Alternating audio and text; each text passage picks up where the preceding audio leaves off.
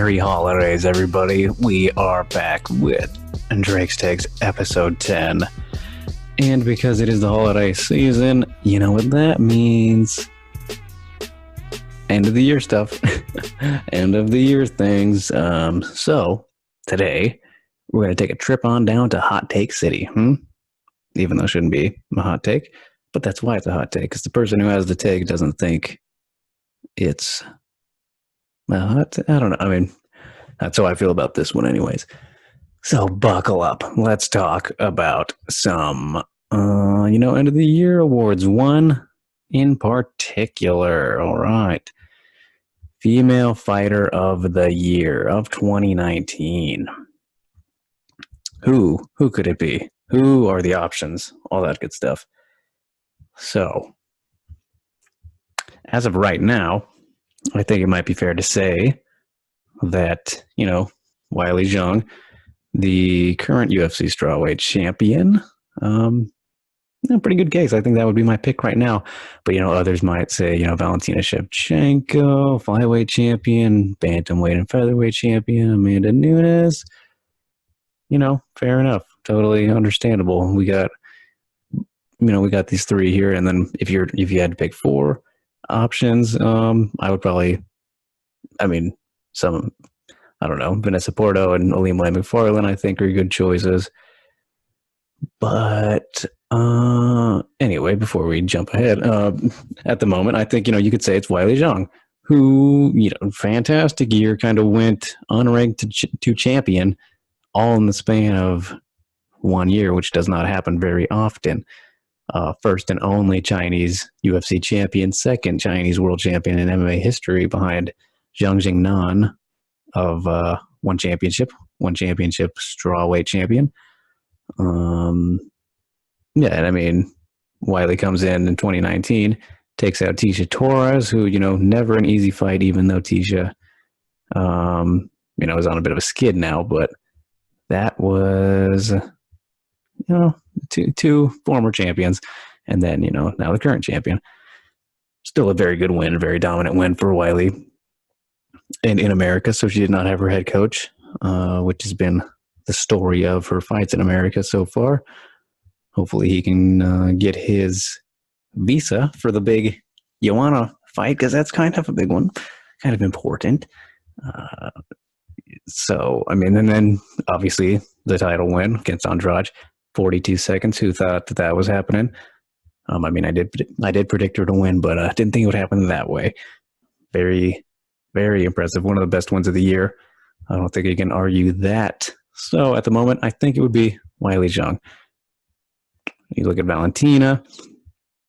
She, obviously got that highlight reel head kick over Jessica Ai.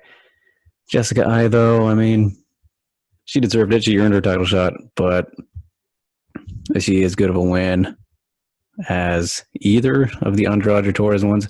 I think you could say better than Torres, but that Andrade one was just so big.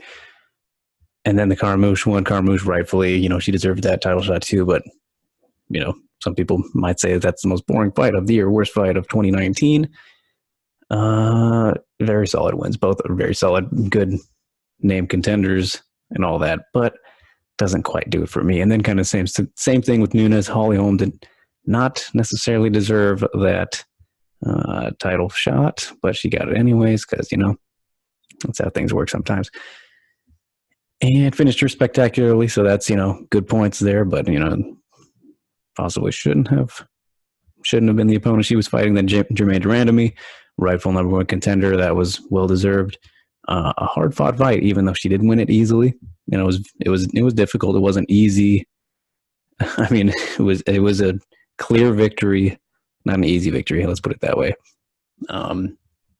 So yeah, still not quite enough. I don't think. If you had that Cyborg one in there, then yeah, definitely.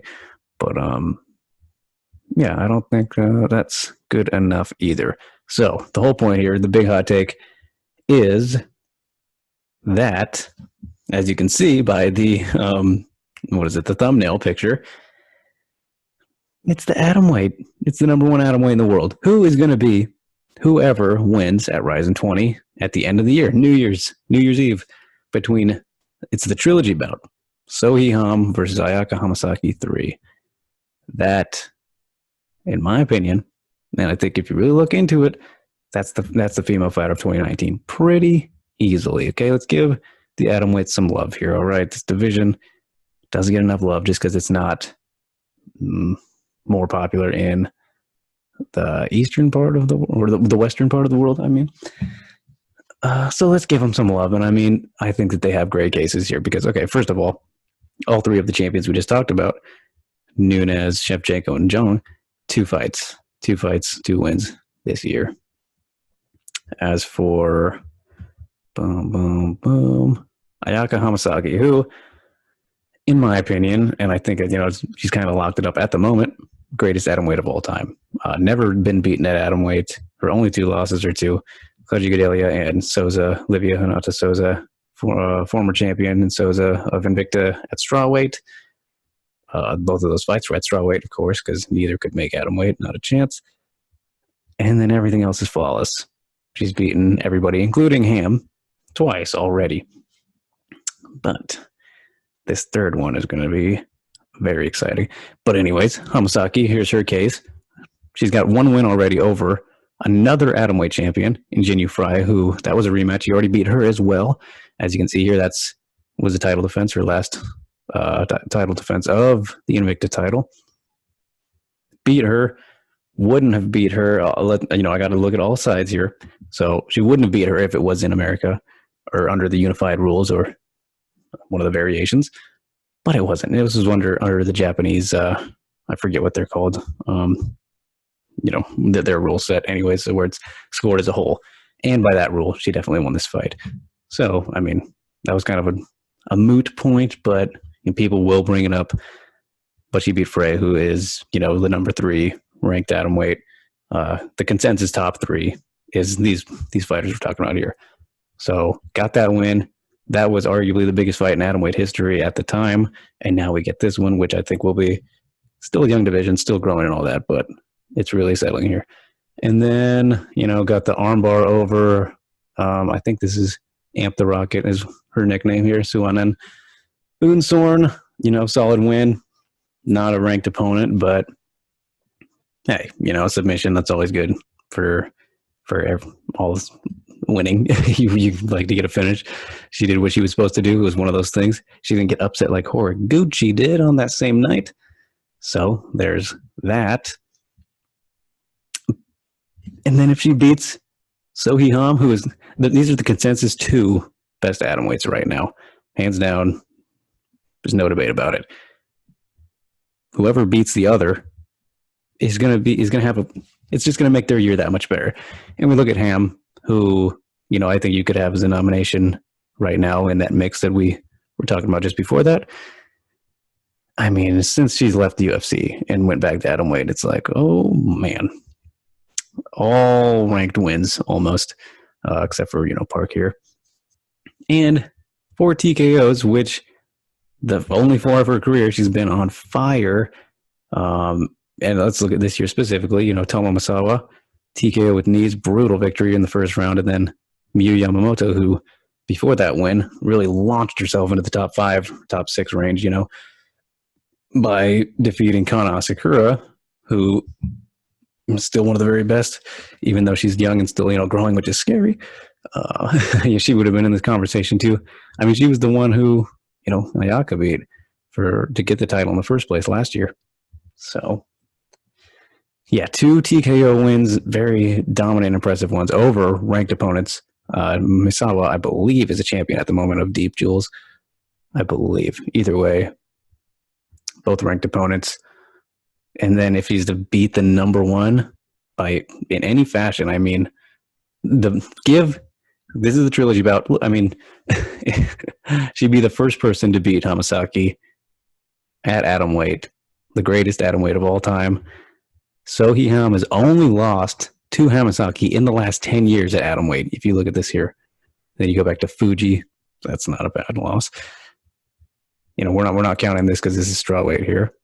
But I mean, only lost to Hamasaki. She gets this win.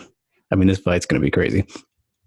Really, just the 2 best. It's like, what a great way to close out the year. And if Hamasaki beats Ham again, who is in the prime of her life, I mean, now it would be an even more impressive win than the first two that she had. The clear number 2, she'd have the wins over the 3 and the 2. The 2 people right behind her in the rankings. Consensus here. I mean, if you know about Atomweight, I know these are my opinions, but you can look at most rankings. Yes, I don't have them pulled up, but I mean, come on. We're making cases here today. Hot Take City. The winner of Hamasaki Ham 3. It's going to be, that's the fighter of 2019 for the females. I mean, come on. The 1 versus the 2, three wins for each of them. All important wins, all impressive wins. That's my pick, no matter what. No matter who wins. At this very moment, I would say Weili Zhang. But, you know, Weili's not going to fight again in a couple of days. So, and not going to get a win. But one of these are guaranteed. Unless if there's a draw, that would be what ruins this. That would be the only thing that ruins this whole prediction type deal.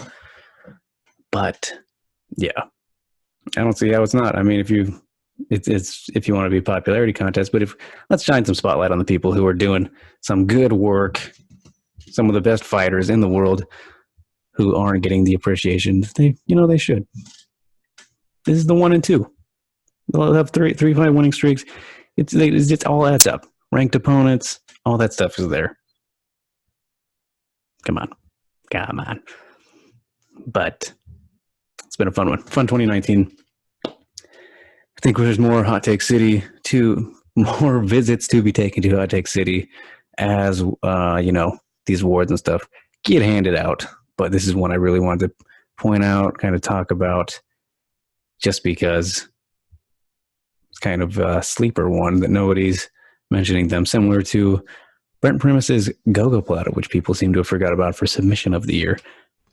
But anyway, thank you for tuning in, everybody. Hope you enjoyed this episode. Hope you enjoyed your holidays. Hope you enjoyed the new year, all that stuff. Hope you enjoy the fights. And speaking of those, if you want to follow me on Twitter, you can always do that. Always appreciate it. Always willing to shoot the shit. All that good stuff. You can do so here, check out all my stuff. I recently spoke with Kana Watanabe, very bright, undefeated prospect at flyweight, looking to make her case and climb up towards the flyweight title in Bellator as she makes her Bellator debut at Bellator Japan on Saturday. Yes, that is Saturday. And, recently spoke with Gilbert Burns at Submission Underground 10, spoke with Chael Sutton as well. That is coming soon, but you can find this Gilbert Burns chat on my channel, which will pop up right up here. What else is coming? Spoke with Irene Aldana after her big win at UFC 245. You can check that one out on Fansided. That is coming right to kick off the new year.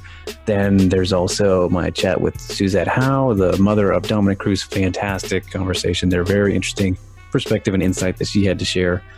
What else? There's so many things. I've worked on so many things recently. Not to brag, toot my own horn, but we're on the grind. Many exciting things happening, many exciting conversations. So yeah, keep up with what I'm doing if you care. Always appreciate it. Always try to do something interesting and worth checking out. So let's wrap it up. Thanks again, guys, and see you next time.